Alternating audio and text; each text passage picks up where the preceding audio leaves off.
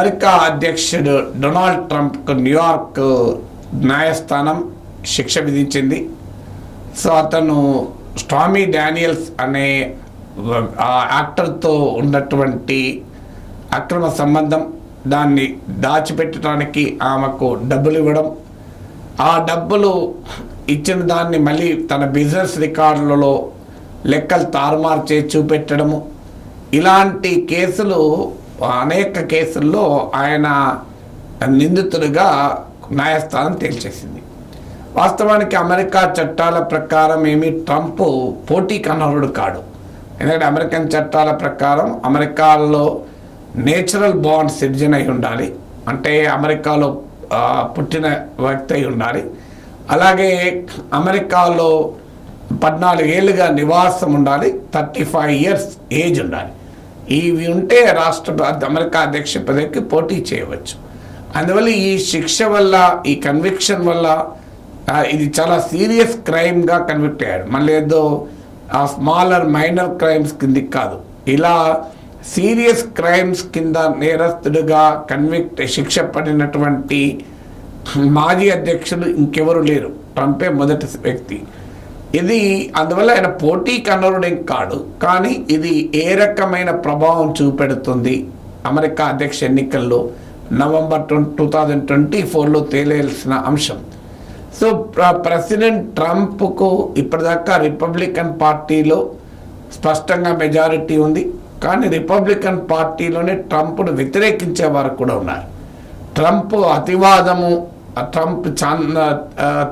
ట్రంప్కు ఉన్నటువంటి extreme ఒపీనియన్స్తో even రిపబ్లికన్స్లో కూడా very very conservative elements మినహా మిగతా వాళ్ళు అడ్జస్ట్ కావడం కష్టం. ఇప్పుడు ఈ తీర్పు వల్ల ఏమవుతుంది అంటే కన్జర్వేటివ్ పార్టీ యునైటెడ్గా ట్రంప్ వెనుకాల ర్యాలీ అయ్యేటువంటి అవకాశం కనబడుతుంది. అది ట్రంప్కు ఒక పాజిటివ్ అంశం. రెండవ పాజిటివ్ అంశం ఏంటంటే ట్రంప్కు ఉన్నటువంటి కల్ట్ ఫిగర్ రీత్యా, అంటే ట్రంప్కున్న పిచ్చి అభిమానుల రీత్యా ట్రంప్ ఏం చేసినా అది రైట్ అనుకునేటువంటి సెక్షన్స్ ఆయన వెనకాల ఉన్నాయి. అందుకే లాస్ట్ ఎలక్షన్స్లో నేను ఎన్నికనే గుర్తించను అంటూ తన మద్దతుదారులను అమెరికన్ పార్లమెంట్ బిల్డింగ్ మీదకి, క్యాపిటల్ హిల్ మీదకి పంపించాడు. సో ఆ స్థాయిలో కూడా తన అభిమానులను రెచ్చగొట్టగలిగే శక్తి ఉన్నటువంటి ఒక హైలీ పోలరైజింగ్ ఫిగర్ ట్రంప్. అందువల్ల ఈ రకమైన నాయకులకు శిక్షలు పడ్డా ఆయన అభిమానులు ఉన్మాదంతో ఉంటారు. ఇది కావాలని చేస్తున్నది తప్ప మా నాయకుడిది ఏం తప్పులేదు అని బిలీవ్ చేస్తుంటారు. అందువల్ల ఆ ఉన్మాద ఫాలోయింగ్ ఉండడం వల్ల ఆ సెక్షన్స్ మరింతగా ట్రంప్ వెనకాల ర్యాలీ అయ్యే అవకాశం కనబడుతుంది. అంటే ట్రంప్ పార్టీ లోపల, పార్టీ బయట తన సపోర్ట్ బేస్ను ఈ కన్విక్షన్ ద్వారా మరింత కన్సాలిడేట్ చేసుకునే అవకాశం ఉంది. ఎందుకంటే ట్రంప్ సపోర్ట్ బేస్లో ఇంకో డైమెన్షన్ రేసిస్ట్ అవుట్లుక్ ఉన్న anti immigrant, white working class, white రేసిజాన్ని రెచ్చగొడుతూ ట్రంప్ రాజకీయం నడుపుతాడు. అంటే బయట దేశాల నుంచి వచ్చిన వాళ్ళు ఇక్కడ అమెరికాకు వలస వచ్చి అమెరికాలో ఉన్న వైట్ పాపులేషన్ హక్కుల్ని దెబ్బతీస్తున్నది ట్రంపిజం. సో ఈ ట్రంప్ వైట్ రేసిజానికి ఒక రకంగా ప్రతినిధి కనుక వాళ్ళంతా కూడా ట్రంప్కు అనుకూలంగానే రియాక్ట్ అవుతారు.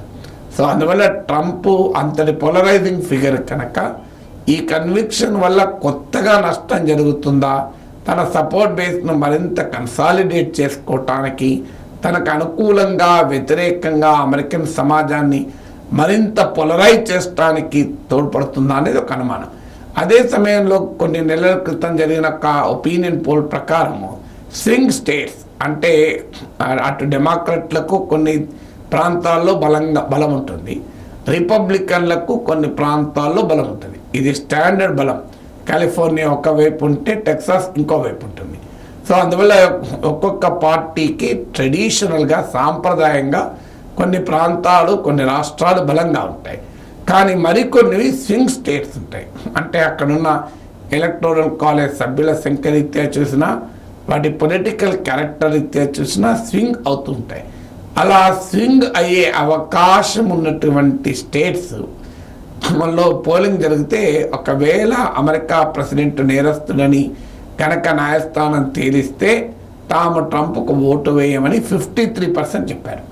సో వాస్తవంగా ఇటీవల ట్రంప్ రేటింగ్స్ పెరుగుతున్నాయి కూడా.